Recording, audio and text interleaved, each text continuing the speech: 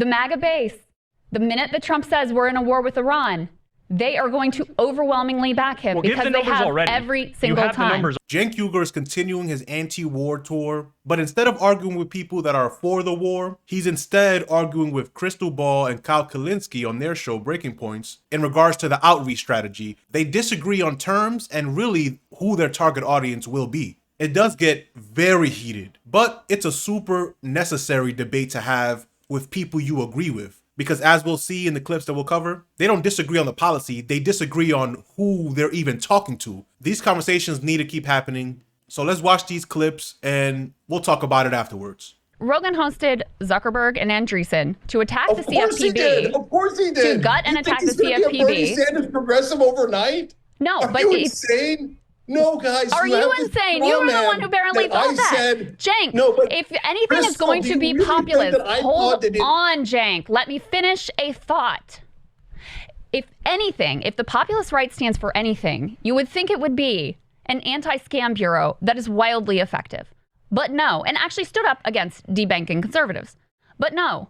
What did Rogan do, and what did they cheer for with Elon with the chainsaw? Completely gutting not only the Consumer Financial Protection Bureau, Trump gutting the National Labor Relations Board, but them defenestrating the ability of this government to enforce white-collar crime at all. Did MAGA care? No, they didn't. The only people that held them to account were left and liberals who organized against that and, yes, successfully made Elon so toxic that he ultimately crashed out of the administration. That's what happened.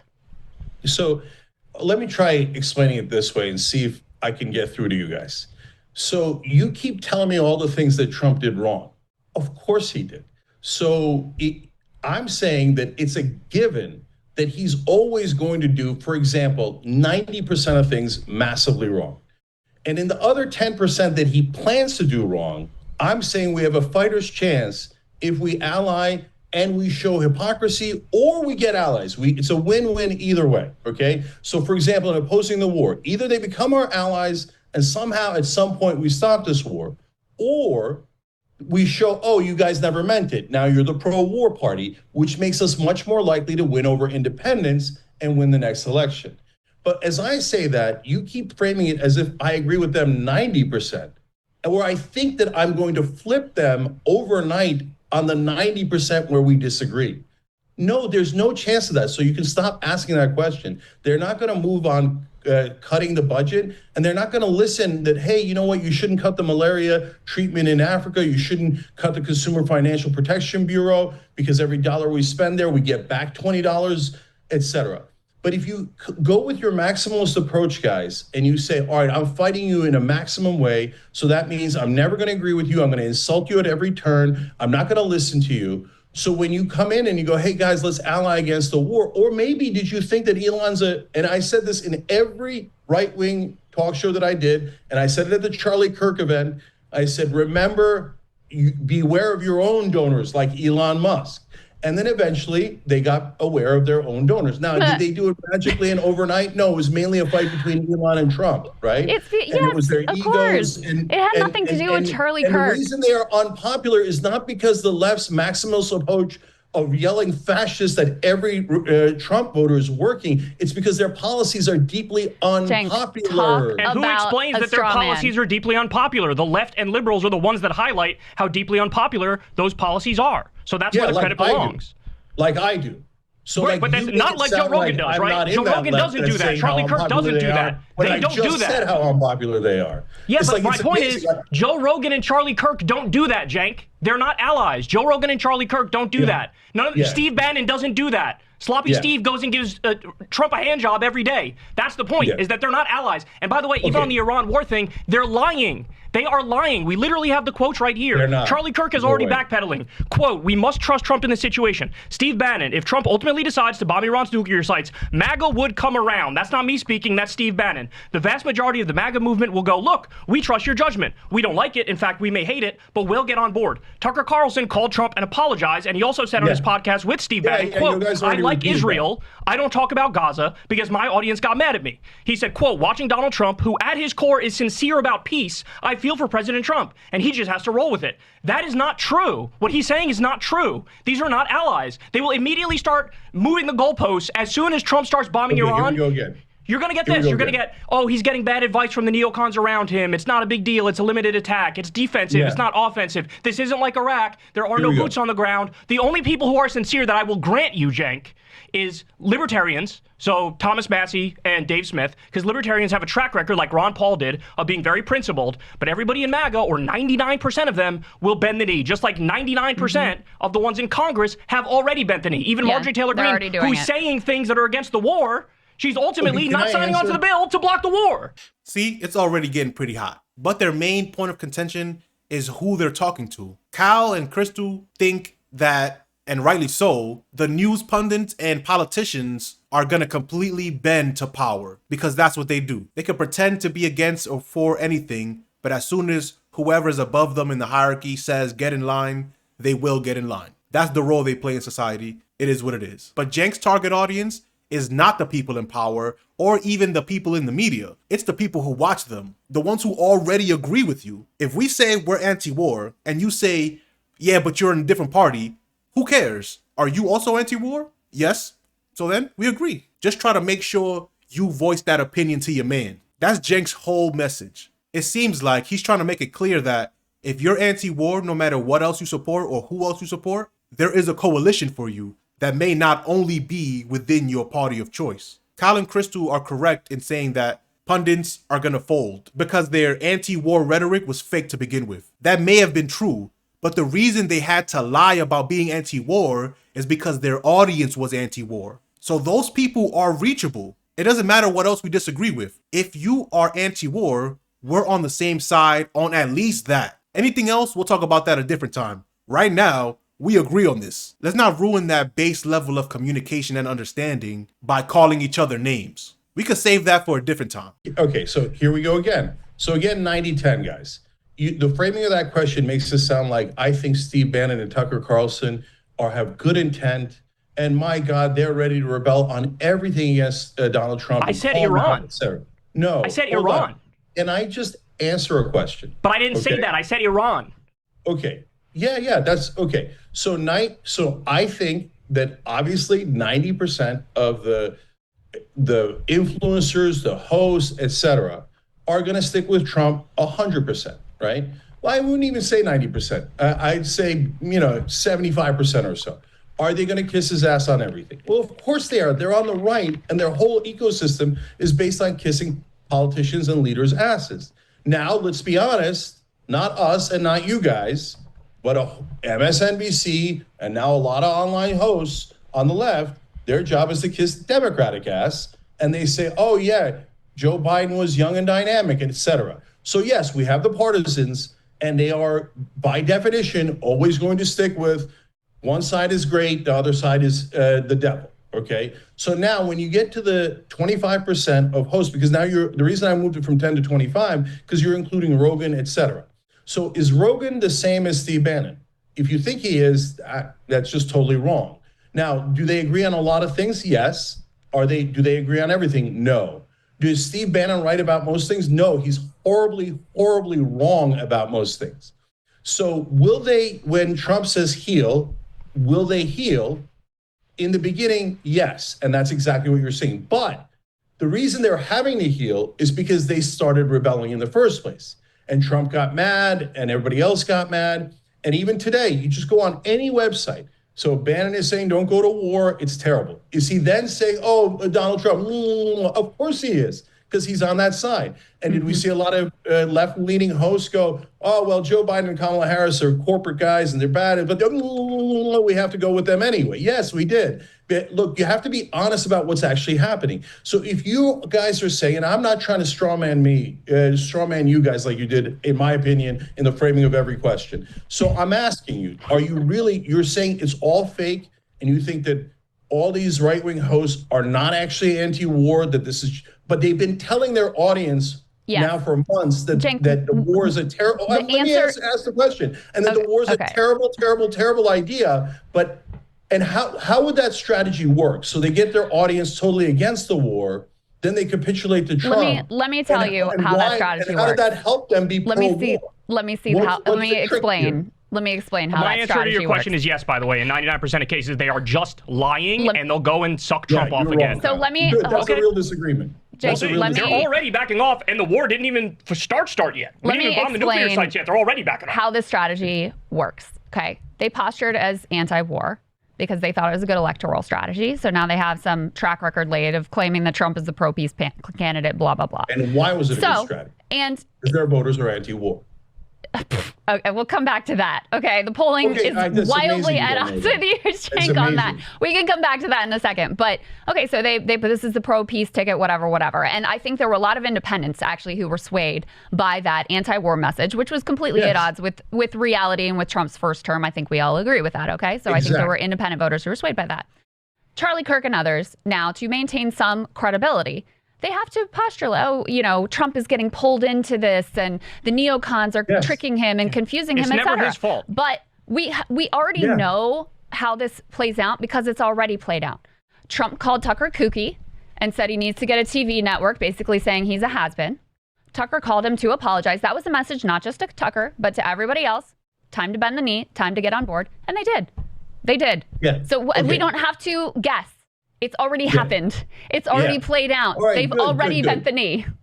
Okay, so we're now actually approaching an actual disagreement rather than the one that was foisted upon me that I don't like. So, all right. So, guys, you think that all of these guys and their voters are all liars and that they're not actually... I don't know why you lump in the voters because I'm talking about the voters. Okay, well, let's talk about the voters. Talk about the voters then. Let me ask you a really simple question. Let me ask you a really simple question about the voters. Yeah, well, you of course you like the Trump and the Republicans. Which part? That's not what I said. Stop saying it. Cenk, let me ask a really basic question. 37-1 vote. You said how many Republicans voted for war powers? I said one, Tom Massey, and you kept going like, oh, did you know that they didn't? I said yeah. I said I because they're fake. So but yes, they're voters. Let me ask you this question. And Tom Massey standing up like that, being the only Republican, is getting him dragged by other politicians, but not the people who said they were anti-war to begin with. So it's okay if the politicians flip. They're going to do that, but it's about the voters. Let's focus on them because we agree. Let's not shun them for some other things we may disagree with. Let's stay in the realm of agreement. Anti-war, bet. Let's stay there. You don't do treaties and peace agreements with your friends. Voters are not anti-war at all. So be clear. So let me ask you this question. Let me ask you this question. Are you saying they're actually liars? Let me ask you this question. Which base, the Democratic Party base or the Republican Party base, which one do you think is more opposed right now to war with Iran? Which one? The left. It's not even close. It's not even close. Exactly. That's the point. And so if you are going to build a grassroots people-powered movement with bodies in the streets to oppose war, where do you need to go for those numbers? The left, because they're already there with you. And by the way, the MAGA base, the minute that Trump says we're in a war with Iran, they are going to overwhelmingly back him because they have every single time. You have the numbers already. So put up 8.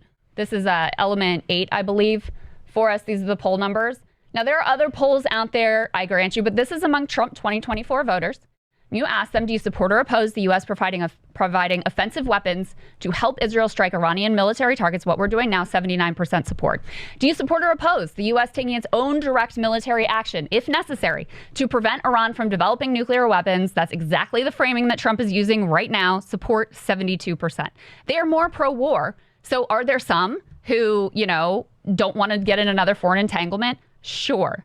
But overwhelmingly, are they going to back an Iran war? Are they already backing an Iran war because Trump says so? 100%. Okay, so let's establish who we're talking about. So when you talk about Trump and the Republican politicians, 99% of them are liars. They're going to be pro-war. They're going to do all the terrible things that we're against, that we are all against, including me.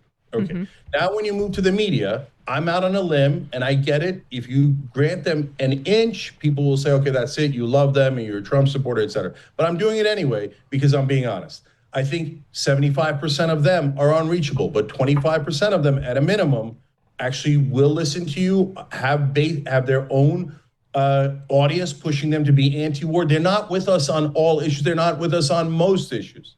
But on war, I think that a significant chunk of them are with us. Okay, so when you go to Charlie Kirk's audience, for example, why is Charlie Kirk even dipping his toe into the waters of opposing Trump's policy on Iran and then quickly rushing back out? The quickly rushing back out is obvious. They're ass kissers, right? So the question is, why did he dip his toe in the first place? Because he did a poll of his own audience, and his audience said 90-10 do not help Israel go to war with Iran. 90-10. That's his audience, okay? So now you move to the last category, which are the voters themselves. That is where I am most hopeful that they actually are anti-war. Now, does that mean 100% of them are anti-war? No, not at all, okay? But I think a solid 50% of Trump voters, remember, a lot of them are independents, or a lot of them are in somewhere in the spectrum. At least 50% of them are actually anti-war. So what I'm seeing is all over social media, all over the right-wing shows, their own base in an uprising. Why do you think Charlie Kirk, Tucker, and Bannon are doing those things? Almost all of them are saying on their own shows, well, you guys are pushing me to do this, and yeah, I hear you guys. We were supposed to be anti-war, right? Now, guys, since this is like the first 6 months, are they gonna go run back to daddy? Of course they're gonna run back to daddy, right?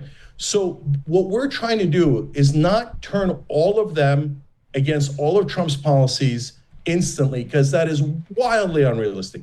You are trying to either flip them or show hypocrisy to the voters that you can reach on the issues where they agree with us. There aren't that many, but war is one of them with half of his base. So you guys think that if the left wing does a maximalist approach and we yell at those people, that those voters are going to interpret it as, oh my God, they were right. Since they're yelling at me, I will now go to their side.